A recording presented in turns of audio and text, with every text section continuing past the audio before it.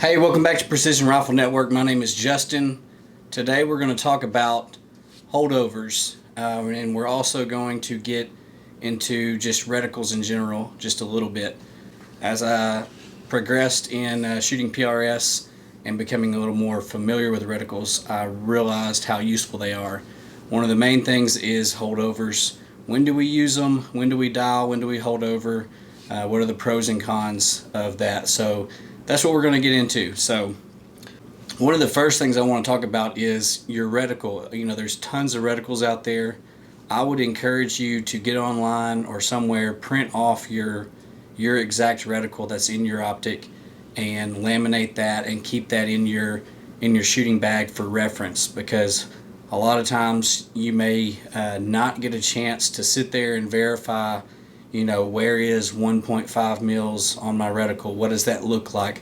So having a reticle print off can be very useful to just kind of, before you're even on the stage, reference and get a picture of that in your head of what that holdover is going to look like, what that reticle is going to look like, so you don't get lost in that reticle, or you don't use extra time finding the exact place that you want to hold over on your reticle. So a reticle print off can be a great tool, very simple and easy to get one of those and just throw it in your shooting bag so you always can reference your exact reticle if you need to. The other thing is your magnification levels. So for a first focal plane optic, as you know, when you zoom out, your reticle gets smaller.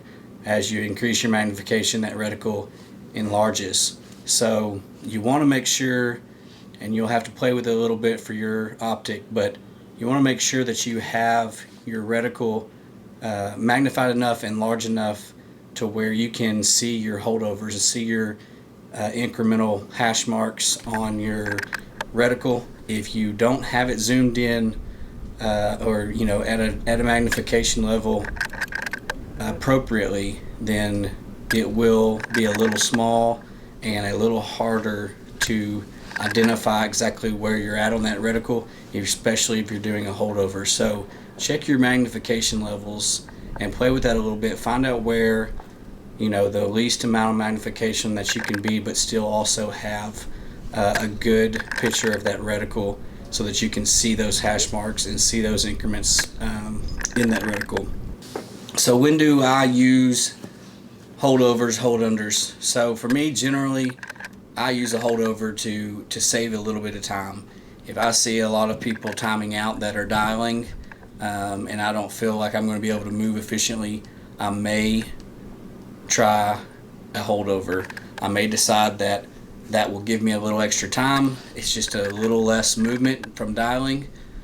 If I have some really small targets, I may just decide to dial and not worry about holding over. Just dial, know that I'm going to have a precise sight picture and make a good shot, and I may not be comfortable holding over just because the targets are so small.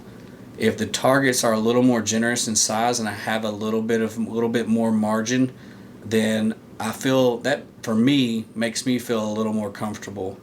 So generally, target size is another thing that I look at, and I kind of look and see what my holdovers are. A lot of times I like to hold over if I have an exact or very close, maybe within a tenth of a holdover. With my reticle, it goes in quarter and half mil increments. So if that falls in a half mil or a mil or right in there in that holdover range, then that makes me a little more comfortable as well, because I know, hey, look, it's just 1.5, it's just 2 mils, it's 0.5. So that makes me feel a little more confident because I know I can find that mark on my reticle quickly, and I know I have a really good reference point for that holdover. So always have a backup plan. If things go south and you don't feel confident in the holdover, say you're 4 shots into a stage and you've missed every time that you held over, if you've got your data card there, then you can go to your dial and dial exactly what it should be. Sometimes I've done that.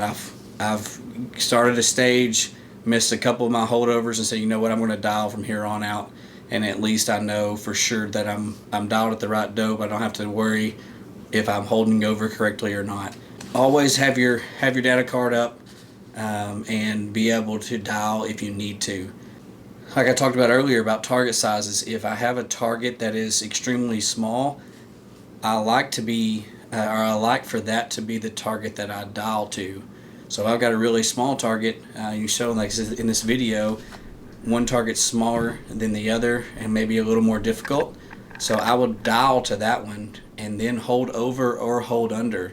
So for example, in this video, there's a target further out that's smaller, so a more difficult target to engage. So I dial to that one, and the closer target is actually more generous and a larger target.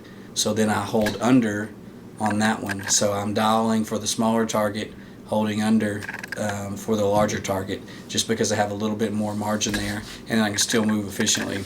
So as far as some cons to holding over, I'm just going to go through a few that kind of pop up in my head. Obviously, forgetting to dial or hold over. That, like I said, doesn't matter if you're dialing or holding over. If you forget to do it, then you're likely going to miss your target. So I generally try to just run it over and over in my head before I get to a stage, and kind of get that memory and that muscle memory of holding over already playing in my head before I go. But it happens. The other thing is just getting lost in your reticle, getting nervous and anxious, and then forgetting what your hash marks are, especially if they're not all numbered. You can get mixed up and lost in that pretty easy. The other thing is the wind holds. Wind holds can be a little bit more difficult when you're holding over, because you don't have that, that horizontal reticle. Some scopes do have those, and some scopes may only have a few hash marks here and there. So your wind holds, if you're having a pretty generous wind hold, then it may be a little more difficult for you on the holdovers. But overall, like I said, holdovers for me, there's a time and a place for them. I'm a guy that likes to dial more than hold over, but if I feel like I'm going to time out and the targets are of generous size, then I may choose to use a holdover. I think the most important thing for any shooter to do is to get familiar with both, see what suits them the best, and implement that during your practice and during your training, and being familiar with it. The last thing you want to do is try something new on the clock at a match. As much as you can, try to get the training in on the front end and get familiar with your firearm, get familiar with your reticle, and see what works best for you as a shooter. So thank you guys for watching. Those are just some basic things that I wanted to mention about holdovers. I'm sure there's a lot more in-depth conversations about holdovers, but I hope that helps you get out to the range, practice using your reticle and working on your holdovers, and hopefully that will translate into better performance in your next match. So if you haven't already, please like and subscribe. Thank you guys. We'll see you again soon.